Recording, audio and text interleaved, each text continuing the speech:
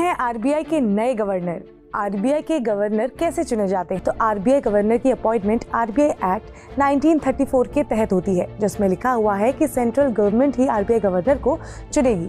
लेकिन इसके लिए एक प्रोसेस होता है। पहले तो इसमें एक कमेटी बनाई जाती है जिसका नाम होता है financial sector regulatory appointment search committee, जिसके अंदर cabinet secretary, financial services secretary, वर्तमान आरबीआई गवर्नर और 2 इंडिपेंडेंट मेंबर्स होते हैं। ये कमेटी एक लिस्ट तैयार करती है कि कौन कौन एलिजिबल है आरबीआई गवर्नर बनने के लिए। फिर वो list cabinet committee on appointment को भेजी जाती है, जिस कमेटी को हेड प्राइम मिनिस्टर करते हैं। इसमें सभी नामों पर चर्चा की जाती है और फिर उसके बाद ही ये डिसाइड किया जाता है कि भारत का अगला आरबीआई गवर्नर कौन बनेगा। इस कमेटी ने अब संजय मल्होत्रा को भारत का अगला गवर्नर बनाया है, जिनका कार्यकाल 3 साल का होगा। जब भी किसी गवर्नर को अपॉइंट किया जाता है तो उनका कार्यकाल 3 साल का होता है, लेकिन उसके बाद उसे 2 साल तक एक्सटेंड किया जा सकता है। तो आरबीआई गवर्नर का पूरा कार्यकाल जो होता है वो 5 साल का होता है। अब ये जान लेते हैं कि क्या आरबीआई गवर्नर बनने के लिए किसी स्पेसिफिक क्वालिफिकेशन की भी जरूरत होती है या नहीं?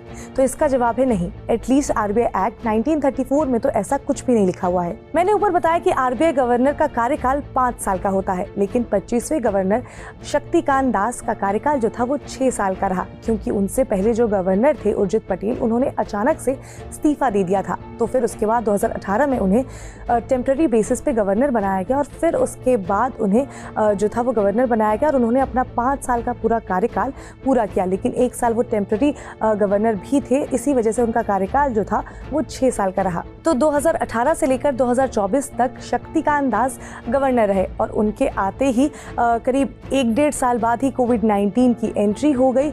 जब दुनिया भर की अर्थव्यवस्था चरमरा गई थी, उस समय शक्तिकांत दास ने पूरी कोशिश की कि भारत की जो जीडीपी है वो पटरी पर ही रहे।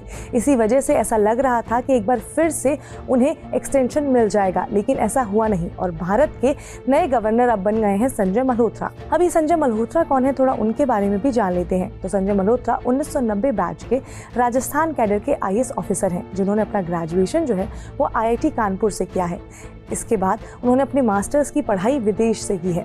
फिलहाल वो रेवेन्यू सेक्रेटरी थे फाइनेंस मिनिस्ट्री में और अब इन्हें भारत का अगला गवर्नर बनाया गया है, जिनके पास finance, taxation, power, information technology, GST, इन सब एरिया में 3 दशक से ज़्यादा का एक्सपीरियंस है। तो अब आई होप आप ये समझ गए होंगे कि जो आरबीआई के गवर्नर होते हैं उनकी अपॉइंटमेंट किस तरह से की जाती है और अब जो हमारे नए गवर्नर बने हैं संजय मल्होत्रा, वो कौन है। तो अगर आपको ये वीडियो इन्फॉर्मेटिव लगी हो तो लाइक करें, शेयर करें, सब्सक्राइब करें।